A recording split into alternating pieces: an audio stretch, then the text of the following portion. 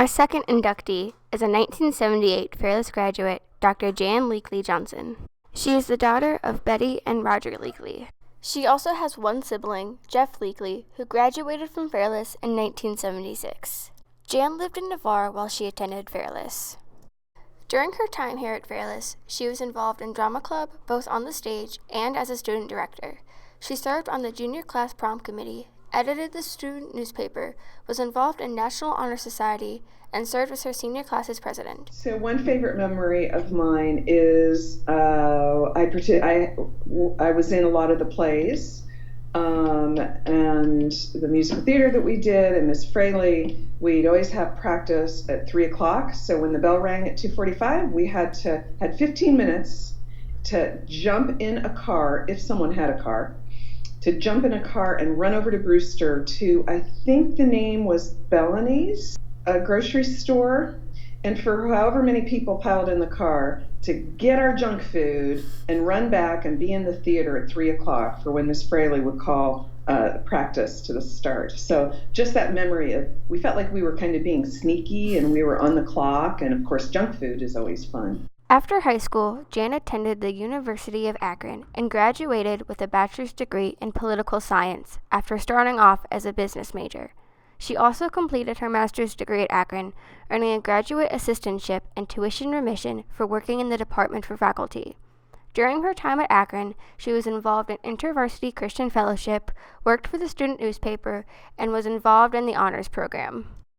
After college, Jan went to Washington University in St. Louis, where she earned her Ph.D. I guess I should say my favorite memory outside of school was I played indoor co-ed soccer. I had never watched a soccer game before, had no idea what the rules were or what I was doing out on the field, because that's where I met my husband, in that indoor soccer league. So that was pretty funny that I was totally clueless about what I was doing, and definitely the non-athlete type. But it was something fun to do on a Saturday night in St. Louis. She has one daughter named Anna Johnson, who has two older brothers, Ted and James. She says that learning to write was the most important thing she learned that helped her become more successful. I love the quiet and the focus of staring at the page, whether that's a handwriting page or a computer screen. It's usually a computer screen, and trying to figure out what exactly am I trying to express here.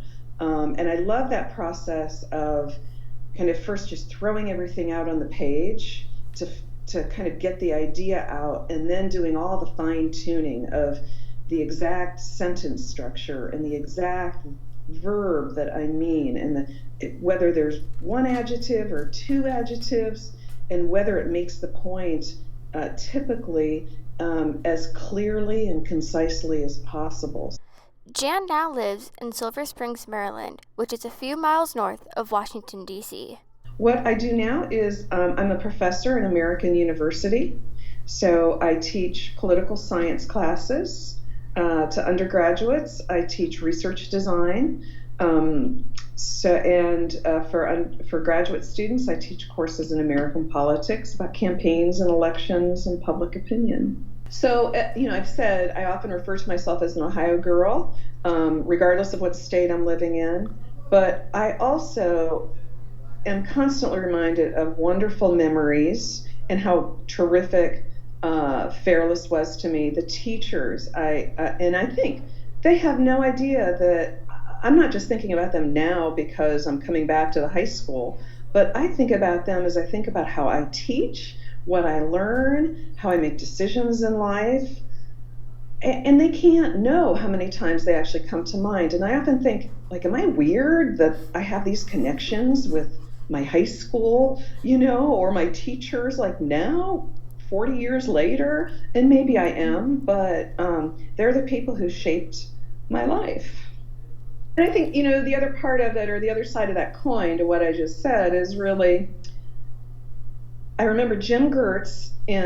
Gertz in math class wondering why more kids weren't going to college, or but the 4 kids that were thinking about college were only thinking about Akron and Malone and Ohio State. Like, why aren't you looking at other places? And so I look back on that and I think what he was really saying in some ways is there's a big world out there. Think big. Just think.